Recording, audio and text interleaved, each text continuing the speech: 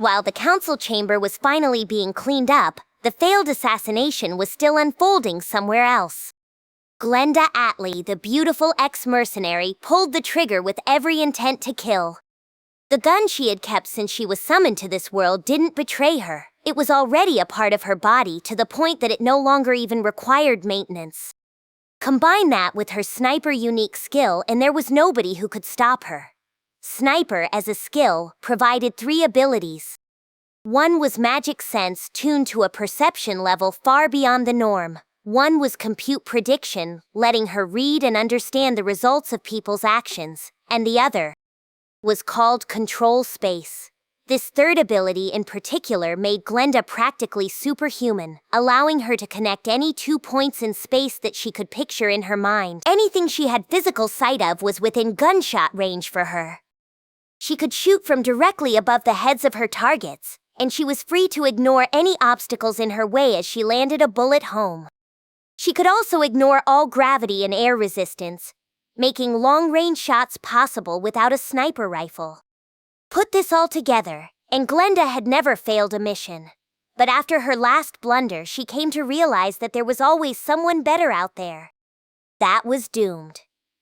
A monster like that's too much for me. The moment she saw him, Glenda realized how dangerous this opponent was. That man, Diablo, was impervious to her handgun. It wasn't a matter of physical attacks not working. Glenda had 2 types of bullets, a normal one and a magic-infused set. The first type was for when she couldn't leave any magical traces behind, but for monsters with physical resistance, Glenda concentrated her own magical force into bullet form. An original magic skill of hers, she treasured the ability to handle anything that came her way, and so Glenda truly had no blind spots, but Diablo didn't work that way. Her instincts warned her to run from him, her compute prediction skill foreseeing nothing but her death. Even with her standard breaking strengths, she could see no possible path to victory, a hard lesson in reality for her to take that day. And now Glenda had stretched her magic sense skills to their limits to carry out an assassination. The bullet she fired appeared just a foot or so away from her target. Now, in the blink of an eye, it demolished his head, or it should have. That 18-inch or so gap was very carefully selected. When connecting 2 points in space, the connection would fail if the destination point overlapped with a certain amount of mass. In other words, if the target unexpectedly moved, the connection Glenda built might cut out. That's why she settled on 18 inches. Even someone with godly reflexes couldn't respond quickly enough to something that close, especially a bullet traveling at the speed of sound. That monster is one thing, but the prince of a kingdom is no sweat. Well, no point crying about it. I'll have to come up with a strategy for the next time I see him. She was much more confident about today's mission. But at the next moment, her face filled with surprise and foreboding. The bullet that was supposed to shatter the prince's head had vanished. No! What just happened? The unthinkable had occurred, something impossible under any normal circumstances.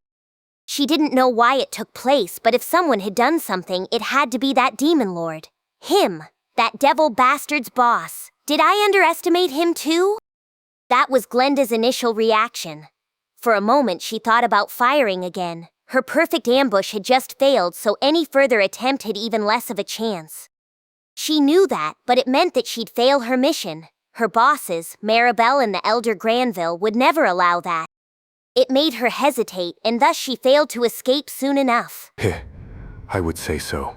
You did underestimate Sir Rimuru, and I have no interest in forgiving you for that. Who are you? My name is Souei, faithful covert agent of the demon lord Rimuru. Glenda was shocked, but quickly she resigned herself. The man didn't ask her name in return, not because he didn't care about her, she thought, but because that could wait until he captured and interrogated her. If she could just get away, she could keep what she knew concealed. The assassination failed, and being captured afterward would be an even worse fate. Any further mistakes and she'd be disposed of as useless. Glenda had seen many of her compatriots walk that road, and to her, getting away was job number 1 right now. She squared up against her foe. So you were expecting an attack? Yes. Everything was worked out in Sir Rimuru's mind. If you want to resist, go right ahead. I have no interest in killing you, but the more you resist, the more painful this will be for you. Ha! How kind of you. In that case, I'll do what I want here, thank you. Without hesitation, Glenda fired instead of waiting for a response. This was a single, regular bullet. She had 16 left, but she doubted they'd work against the magic-born who called himself Souei. A magic bullet would, probably. But instead, Glenda took out her military knife, slashing at Souei with a refined, well-honed motion. Souei dodged it with the minimum movement required. Glenda smiled at this. The knife was infused with her magical force, making it both a physical and magical weapon. She did this when facing foes where physical attack wouldn't be enough, and Souei just revealed that he saw it as a threat. Plus, Glenda had noticed another habit of Souei's. This guy's the type who hates extraneous motion. He may be more susceptible to simpler methods. Let's see how comfortable he'll be in a moment. She unleashed another attack. Knife in her right hand, gun in her left. Unhesitant, she repeatedly pulled the trigger, gauging Souei's response. As she predicted, there was no reaction. He must have known they'd have no effect on him, but he kept his guard up, staying on the alert for her knife. Not bad. Maybe the strongest opponent I've ever had. Diablo didn't count in Glenda's mind. Foes she never had a chance against weren't tabulated in her records. Souei's left pointer finger moved. Glenda didn't miss it, sensing the danger and instantly performing a backward somersault to dodge. There was now a sizable distance between them, and that was the right move for her to make, because in the next instant, an ultra-thin wire advanced upon her original position. Oh. You have good instincts. Well, thank you. You're not so bad either. The light exchange was punctuated by a gunshot from Glenda. It wasn't a threat to Souei. He went straight at her, not bothering to evade. So simple. I'm glad to have opponents like these. They're so easy to deal with. Magic bullets didn't require any firing. They could be shot without a sound, so if she mixed one in with her regular bullets, now that her attack pattern was established, she'd strike with her real attack while his guard was down. That was Glenda's standard strategy, take a seemingly wasted shot and turn it into an instant kill. Even if you were expecting it, it'd be tricky to dodge it out of the blue. And Souei demonstrated the same reactions all the other titans she defeated before did. He took the bullet in the right shoulder and was sent flying back. Ah ha ha ha ha! So much for you, handsome man. Rama fell for the same trick. The more confident you are, the more effective a simple move like that becomes. Glenda laughed loudly, but her eyes were still alert, surveying the damage to Souei. Going easy after felling your prey was out of the question. That was the ironclad rule of the battlefield, and Glenda would never relax without checking her foe for a pulse. Besides, she didn't think she killed him with a single shot anyway. I see, more of a handful than I thought. Being a sore loser now? Well, sorry. If you've seen my face, my only choice is to take you out.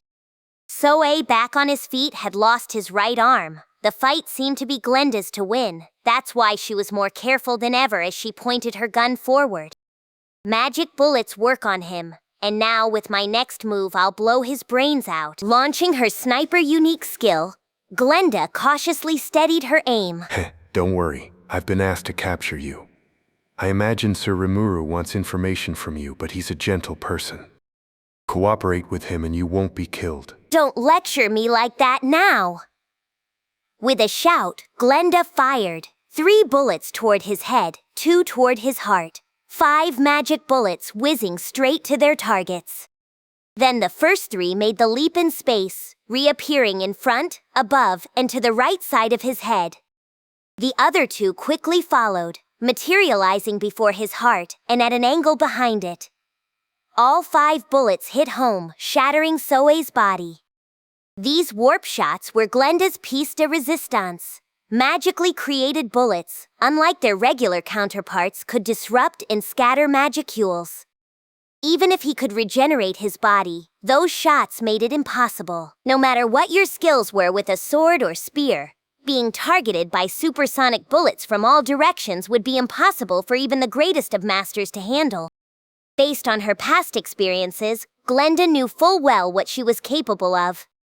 That was the secret to her continued survival, and that was why she now checked to be sure Souei was dead. His body was in fact collapsing into black smoke in front of her eyes. She breathed a sigh of relief. Since the moment she caught sight of him, a dark anxiety had been smoldering in her heart.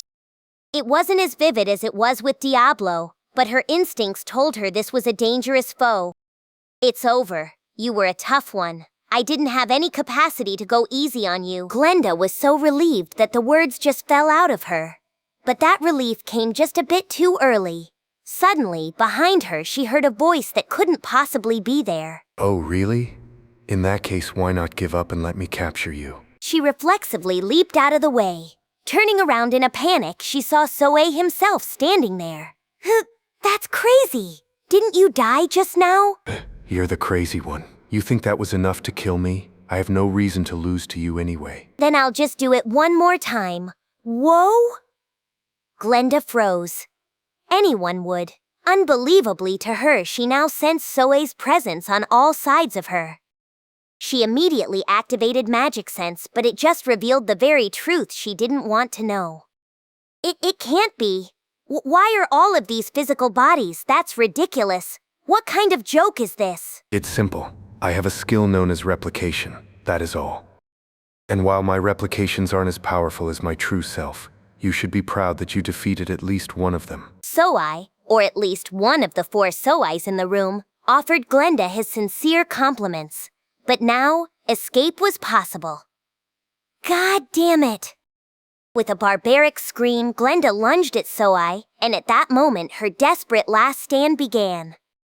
On a balcony overlooking a garden blooming with flowers, a girl, a boy, and an old man sat at a round table facing one another. It was Maribel, Yuki, and Yuhan. We messed up. We botched it. Maribel said quietly. Despite that, she didn't seem too affected. She had predicted this, and in a way it was part of the plan. What a disaster for Gaban, though, after all the devotion he had for you. Johann, seated in front of Maribel, was holding a glass of wine as he lamented the Count's fate. He may not have felt that strongly for him, but even he had just a twinge of sympathy for the man. Gaban, after all, was one of the 5 elders, just like Johann, or maybe was by now. His fall was already in progress. Gaban was incompetent. All that time he spent living in Inglesia. Did he develop a love for its king, perhaps? He would certainly have brought them under his control faster otherwise. Don't be silly. Not even we and the Razos have reached into the central core of Inglesia yet. Gaban couldn't. No, you're wrong. It's easy to seize the core. Just kill them all and leave a single infant remaining. And if that infant shares a blood lineage with Gaban, all the better. Well, yes, if you put it that way, but... To Maribel, and all the blood-stained history she knew, this wasn't that radical an approach. In fact, she thought it was the peaceful way. It kept the body count low. But Johann wanted to explain to her that Inglesia's security wasn't about to just let that happen. It was an easy thing to envision, less so to act upon. But I'm interested in those magical inquisitors. Those unusual-looking people who served the king? Yes. Impudent, aren't they? So impudent. They must have built up their military to oppose the Rozos. What do you think of them? They're strong, I suppose. Gaban told me as much after he experienced them for himself. Maribel was able to share information with those under her avarice rule, to a certain extent. Anything her target learned, Maribel could tap into as well. Thus, she now used Gaban as a throwaway pawn. She wanted to learn about those inquisitors, so she had him engineer a crime so heinous they'd have to step up. All that foolishness aimed at the demon lord Rimuru was perfect for that, and considering Count Gaban was Inglesian nobility, the magic inquisitors were bound to come knocking. She saw all of that, and just as she hoped for, she now knew the secrets behind the inquisitors. In fact, they weren't anything too deep, just people infused with enough monster force to become magic-born. They hadn't worked and trained themselves to perfection like the magic-born raisin of old Pharmus. To Maribel, these inquisitors, bereft even of sentience, a side effect of their bodies rejecting the monster elements injected into them, were just uninteresting toys. But they regained that sentience when not in magic-born form, so depending on what you implanted in them, they could work in a variety of environments. Their strength, each and over A by themselves, was nothing to sniff at either. as she saw it, they could be useful enough. How fearsome. So you approved of Gaban's scheme, even though you knew it would fail, just so you could learn that? No, my goal was to help build up your trust. Now the Demon Lord Rimuru sees you as trustworthy. Do you mean? No, he didn't need to ask. He understood it well enough. Her goal from the start was to eliminate Rimuru. The magical inquisitors were just a nice bonus. Maribel just wanted Johann to tell her about Rimuru's internal dealings, and if I don't give that to her, I'll be snuffed out as quickly as Gaban was.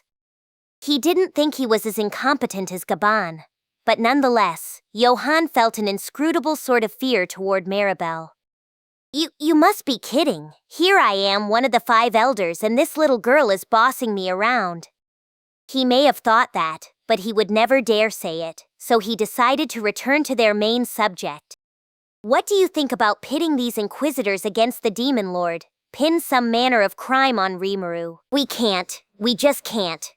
All it'd do is anger the Demon Lord. Yes, the magical inquisitors are strong, but that's it. Nothing at all that could hold its own against a Demon Lord. It's silly even to consider it. That much so. So wouldn't teaming up with the Demon Lord be our best bet then? Maribel shook her head. That won't work. It won't work at all. Besides, apart from grandfather, every single one of you are suffering under a serious misunderstanding. Misunderstanding? Yes, exactly. The misunderstanding that humans are equal to monsters. Do you understand why I proposed to grandfather that we eliminate the Demon Lord? Because he's building a new economic bloc that will eventually become a financial threat to us. Right. But that's just our cover story. The real reason is because, in time, we'll be helpless against him. Maribel. This little girl struck fear in Johann's heart, and now this girl was looking fearful herself as she spoke. How do you mean by that? Johann asked, pressing her to continue. The Demon Lord Rimuru possesses a staggering amount of war power. With that backing him up, what do you think would happen if he decided to negotiate with someone? That? Only then did Johann stumble upon the true danger. In this world, wars between nations almost never took place. They needed to save their fighting ability for the monsters who threaten them. The council stepped in to handle cross-border issues, and that inevitably meant those with the most economic strength were able to speak the loudest. Even the largest of states, such as Inglesia and the former Farmus, didn't have enough of a military to make enemies out of every council member. And you realize that their military's not their only asset either, right? Being bound by rules is the same thing as losing your freedom. But if you can create the rules yourself, you don't have to lose anything, do you see? Tempest might follow the council's rules at first, but after that, nobody could say. And if Tempest decided to spread its own values to the Western nations, soon the entire region would have to take orders from them. The Demon Lord's rule would be complete, a totally peaceful coup. He could threaten them with warfare, he could apply economic pressure, but either way, the stronger nation always gained the power to punish others. It's funny, so very funny. And as time passes, there will come an era where everything will need to go through the Demon Lord. And if that happened, even Johann know where it led. But doesn't the Demon Lord seek to coexist with... Maribel stopped Johann with her cold eyes. It's stupid. So stupid. Not just you, but the entire council. They're all idiots. Then she took pains to explain matters in a way Johann could understand. Essentially, things may be fine now, but the future was an unknown. If humankind, after forgetting about the threat of the storm dragon, ever did anything to cross Rimuru... I don't know what the lifespan of a Demon Lord is, but humans are such short-lived animals. If we don't stop the Demon Lord's ambitions right here, the Razo's one fervent desire is as good as scuttled. A Demon Lord could always change his stripes, and while humans may come and go, Maribel absolutely refused to expect human values from such long-lived rulers. You see? So that's why ideas like partnering with a Demon Lord, or taking advantage of a Demon Lord, they're all wrong, down to the very roots. None of them would ever work. Johann was silenced. Then, like the final nail on the coffin, one of her Blood Shadow troops chose that moment to make a magical call to her. He was reporting on Glenda's defeat. No. They captured Glenda? Johan looked shocked. Is that true? Not even Maribel could hide her surprise. Glenda's weariness was always commendable. No matter the danger involved, she always made it home alive. Maribel trusted her, not her personality, but that animal-like craving for life. I can't believe it. That clever, conniving vixen. Glenda was one of the standout results from the Razzo family's secret summoning program, an otherworlder forced by their spell to remain faithful to them. Her strength was well known by now, and the family treated her like a full-fledged tactical weapon. The idea of her being defeated and captured was beyond belief for Johan. Elder or not, he was a normal human, and unlike Granville or Maribel, he could only think about things in standard human terms. Maribel ignored his awestruck muttering as she pondered her options. Defeating him is out of the question, but if we can take rule over him, all our problems are gone. We'll have to do it. We'll set a trap, Maribel said. A trap? What are you intending to do? Yuki asked, breaking his silence. She turned to him. Right, a trap. Your people are going on a ruins expedition trip with the demon lord Rimuru, aren't you? We'll set a trap there. She wasn't asking for his opinion. This was a finalized plan, and it was set in stone. Right, Kigali's headed there, but I don't think that's such a good idea, you know? Why is that? Because the demon lord Milim's joining them, Yuki warned. It'll be too dangerous to hatch anything. In his opinion, they needed to win Rimuru's confidence first, then work out more of a long-term plan with him. But Maribel's mind was already made up. No, I can't have that. The more time we give him, the more trouble that demon lord will be. That's what my instincts are telling me. Yuki, is there a way you can keep Milim from coming along? That's even less possible. He's already eyeing me. If I try putting a stop to it, it's basically admitting that I'm tricking them. Fair enough. Then let's bring down the demon lord Milim as well. Huh? Yuki asked, dazed. That's ridiculous. Maribel, that's not just beyond reckless, it's beyond the realm of possibility. Johan stood up out of his seat. Their reactions were perfectly understandable. Even crushing one demon lord required a careful, foolproof plan. But two at the same time? It was deliberately giving yourself no chance. But Maribel still smiled. I will put everything I have into it. Everything, do you understand? It's still impossible. Yuki cried. You say everything, but my moderate jesters are all busy with their own work right now, and… I don't know how useful they are, but if they're not available, we'll proceed without them. Maribel shuddered Yuki's objections before he could finish stating them.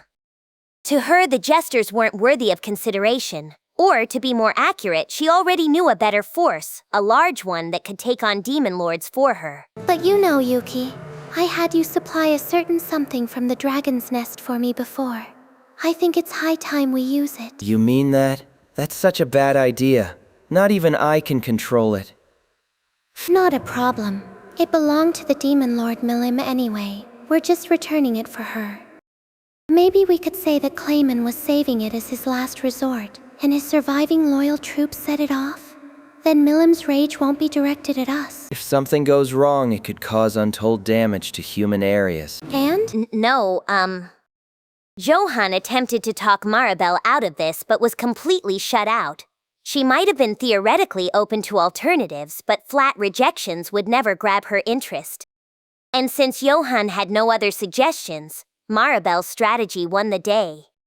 As Johan struggled against her, Yuki kept talking, trying to figure out her thought process. It made him realize this operation had a better chance of success than he thought.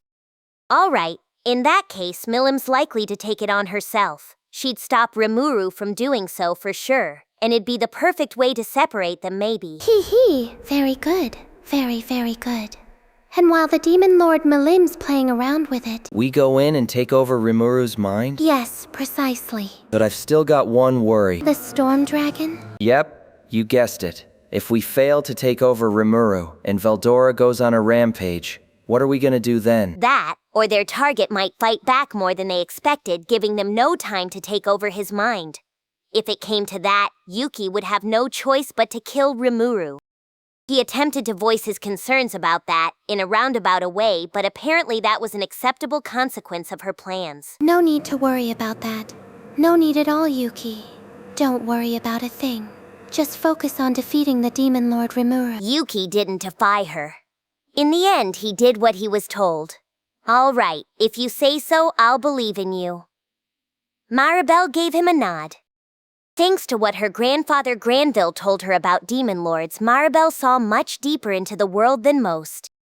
If Rimuru should fall, and Veldora the Storm Dragon flew into a rage, the Demon Lord Luminous would likely step in to handle it. Paradoxically, that would actually be better for her than Rimuru keeping up his current rule. He and Luminous had already joined forces, which essentially meant that Luminous left management of the Western nations to him. The Queen of Nightmares herself, someone who saw humankind as little more than vampire food, had let the 7 Days clergy do that before. But as shown in Granville's own fall, they were no more. He had lost Luminous's protection, and with that, the authority he had to influence the Western nations. From now on, Hinata the Saint would doubtlessly gain more political clout, and considering their relationship, the rising rule of the Demon Lord Rimuru would grow even firmer with her. No matter what, I've got to stop that. And as she secretly thought this, it didn't matter if she needed to expose the world to the threat of Veldora to do it. Maribel and Yuki spent the next little while fleshing out the details of their plan.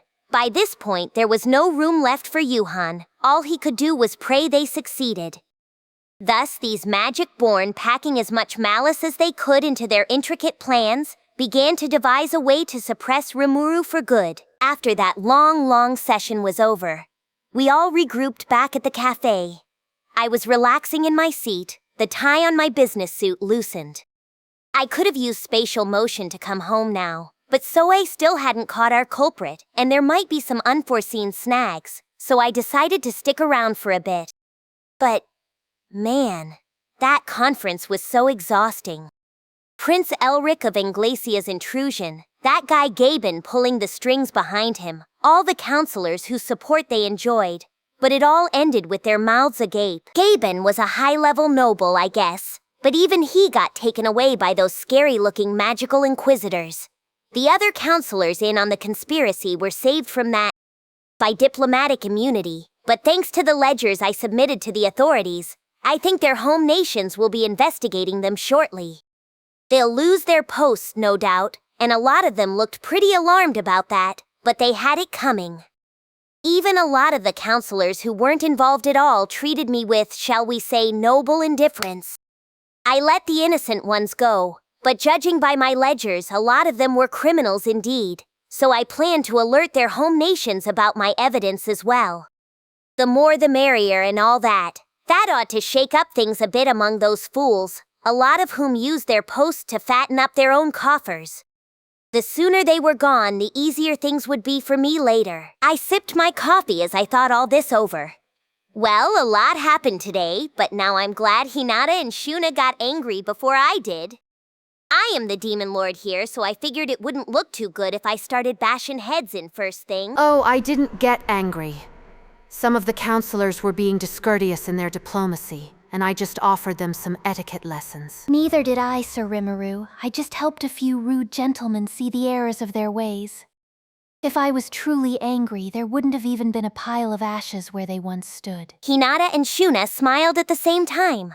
Perfectly in sync. It was a little frightening. Against that sheer impact, all I could do was nod and say, yeah, back. But it was a good experience for me. Interjected Benimaru.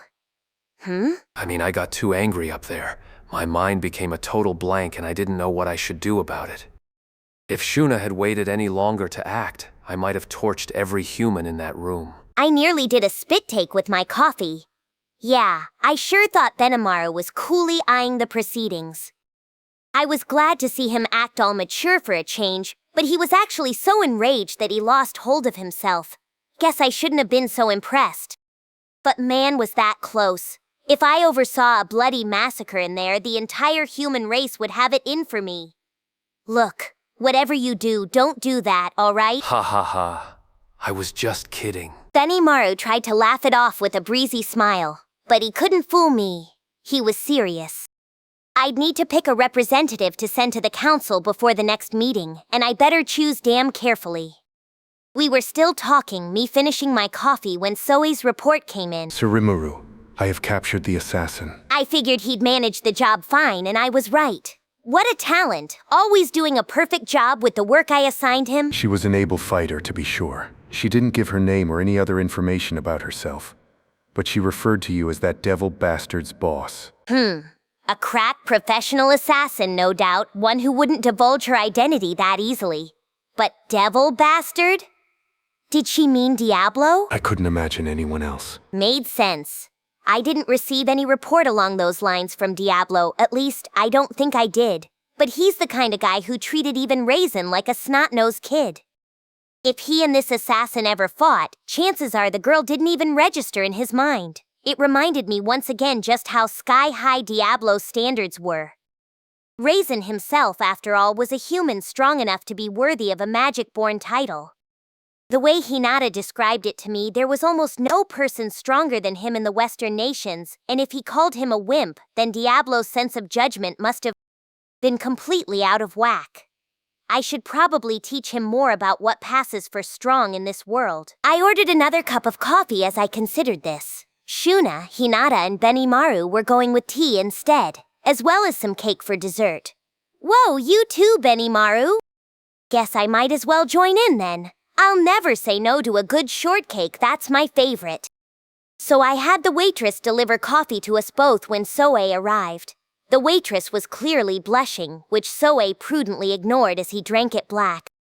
Coffee really completes the picture with him, although I personally sided more with Benimaru and his sweet tooth. Thus we enjoyed our drinks as I asked Souei, this perfect specimen of a man, for his full report. And that's everything for now. He wrapped things up by the time I got to the end of my second cup, using thought communication to replay the memory of what he saw to everyone. Based on that, it looked like Souei managed to make this assailant throw every type of offense she had at him. She was pretty beautiful too, but Souei showed her no mercy. It was kind of like cheating in an old-school online game, taking advantage of some bug to get infinite energy. Letting your opponent think they had a chance to win, and just laughing in the shadows the whole time. If you can get your foe thinking they've almost won, that's when you can get truly malicious, forcing them to use all their items and so forth. That's the strategy Souei must have used to get information from the assassin. Of course, this wasn't a game, and in an intelligence operation like this, you had to know how to read the story behind your target. So I didn't mess that up at all. I think he deserved praise for a fine job. Good work. You always impress me, Souei. I tested out the strategy you described to me, Sir Rimuru, and it proved surprisingly effective. The key is to show yourself struggling a bit first, isn't it? Oh. Right. I think we did talk along those lines. I definitely recall talking to him about spy movies, but maybe we discussed online games too? It was such an inconsequential conversation that I forgot all about it. I internally apologized to Souei. Didn't mean to implant any malicious ideas in him. Glad to be of service. No, I still have so much to learn. She eliminated 3 of my replications. Oh, did she? Well, at least we can get some clues about our enemy now. Yes. I will handle the interrogation. Interrogation, huh? Should I say something about that? As I considered whether to, Hinata interrupted us. You know, I wasn't sure whether to speak up about this, but I'm sure you already know anyway, so. The assassin Sir Souei encountered used to serve under me. I didn't know what kind of powers she was hiding, but it sounds like she was more trouble than I thought. Now I see how she managed to beat Rama. If a bullet appeared 2 feet away from you, you probably couldn't react in time either. Who's Rama? Oh, sorry, he was a man in my force, one of the 3 battle sages. Glenda beat him, and later he started working for her. Maybe Hinata could dodge a bullet that close to her. But most people couldn't. There was no doubting the danger Glenda's skill posed. But this Rama guy was a battle sage level fighter, huh? That made him potential demon lord material. Serious strength. And Souei talked about one of his replications getting blown off its feet. That was probably a hand grenade, wasn't it? Oh, you mean that exploding ball of hers? Yeah, that. It doesn't sound like magic, and I think it's a weapon from my old world. Understood. It is believed to be magically generated by the subject Glenda. It is a force somewhat similar to materialized weapon, allowing her to bring things in her memory into reality. Materialize weapon? So she's not only a born sniper, but she's got that too? According to Raphael, the full-on materialized weapon let you fully regenerate any weapon in your memory. With Glenda, the skill wasn't quite as well defined, so she could only create imitations with similar effects to what she pictured. Even that, however, was enough of a threat. I agree with you. I haven't seen a real one, but it sounds like the ones in movies and stuff. Should we assume Glenda's an otherworlder too? I don't think there's any doubt about that. Especially if she's using her memories to create earth weapons. I sneered triumphantly at Hinata. She leered back at me. Why do you know that? Oops, she's sharp. I was still keeping Raphael a secret. Better talk my way out of this. That's what I get for being a know-it-all, I thought. Oh, just a hunch. When you get to my level, you start to get hunches like that. Benimaru looked over to me, wonder in his eyes. It comforted me a bit as I gauged Hinata's reply. All right. But do you think I could help interrogate her? There are a few things I've been meaning to ask Glenda if I had the chance. Sar and Grigori never returned either, and I think she might know something about them. Good, she let it pass. And if she wanted to talk to Glenda, I had no reason to deny her the chance. There was no need to hide our prisoner, and I definitely didn't want Glenda exposed to whatever awful things Shion did to hers. It sounded like Glenda had an encounter with Diablo, one she fled from immediately. The whole Prince Elric thing was nothing to do with us, really, so as long as she gave us her information, I wouldn't get rough with her. I guess Souei gave her quite a fright already, not physically, but in the break-your-heart kinda way. Whether we'd let her go, on the other hand, was a tough question. She was a tougher foe than we thought. She might be dangerous if set free. But I wasn't sure handing her over to Inglesia was such a great idea either. Let's save that question for later. Okay, wanna join me? Please. Hinata said, nodding. For now, we'd need to go meet Glenda first, gauge her demeanor and figure things out from there. We decided to get going. By the way, I covered our tab at the cafe just like I did yesterday. I didn't exactly appreciate Hinata's check making its way over to me, but should I have forgiven it like the generous man I am? Or should I have said something? I'd hate to be called cheap. Then again, worrying about little things like this would probably get me pegged as a member of the lower class. The question weighed on my mind as we put Inglesia behind us.